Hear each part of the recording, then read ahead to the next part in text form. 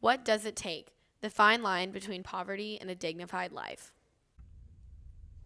One can conclude that a giraffe could live with only food, shelter, and water. The giraffe could live a content, fulfilling life with just these basic necessities. One could also conclude that this is what is required for a human to survive. But does this survival constitute a dignified life? According to the 2018 official poverty measure, 11.8% of people in the U.S. were living under the poverty line. But many impoverished go unrecognized due to the flaws within the U.S. poverty measurement systems. So, what is poverty? Poverty is the inability to thrive within a society due to a lack of capabilities as a result of an individual's socioeconomic status. To measure poverty, it is necessary to consider factors such as access to education, opportunity to live a fulfilling life, and economic status in society. Capabilities are the opportunities that one has to succeed. One's access to resources, finances, and support can greatly affect their capabilities. An individual's socioeconomic status can play a huge role in shaping their life and the opportunities they are presented. Furthermore, an individual's background can have tremendous effects on their ability to succeed and function in society. The ways in which we measure poverty vary greatly and can play a monumental role in shaping the population of poverty. The official poverty measure, or the OPM, utilizes a set income to place people within the guidelines of poverty. The OPM uses data collected in the yearly census to calculate the percentage of people who are living within poverty. This data includes pre-tax money income and ignores non-cash sources, assets, and all other expenditures. The OPM relies on the Economy Food Plan in order to create the poverty threshold. The Economy Food Plan was released as a detailed report of the prices of foods necessary for low-income families to fulfill their nutritional needs. This price was multiplied by 3, seeing as 1/3 of a family's income is estimated to be spent on food. This final number serves as the poverty threshold, which aids in indicating whether a family is living in poverty. Although this method is simple and straightforward, due to the fact that it has barely changed since it was developed in 1979, there are some challenges in determining the accuracy of this method.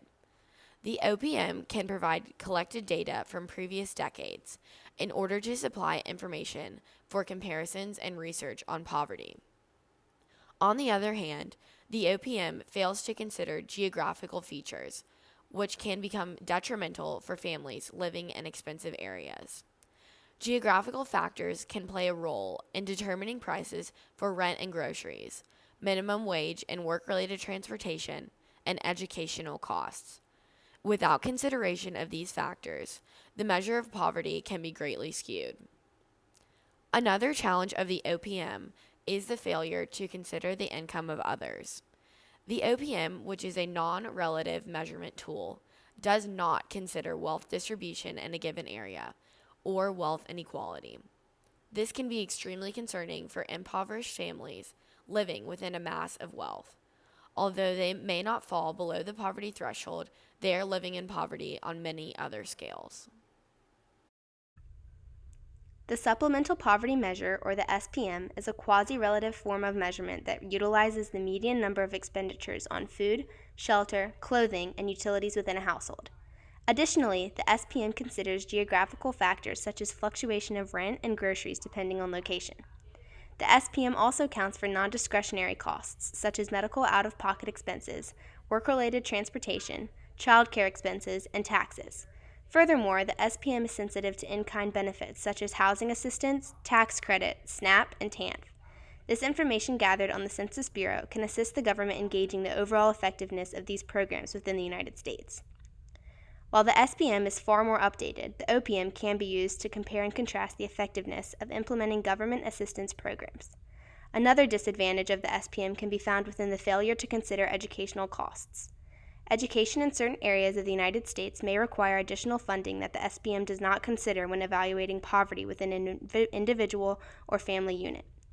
Additionally, the SPM fails to account for wealth inequality and distribution. By taking the median of all expenditures, the SPM is disregarding the wealthy outliers.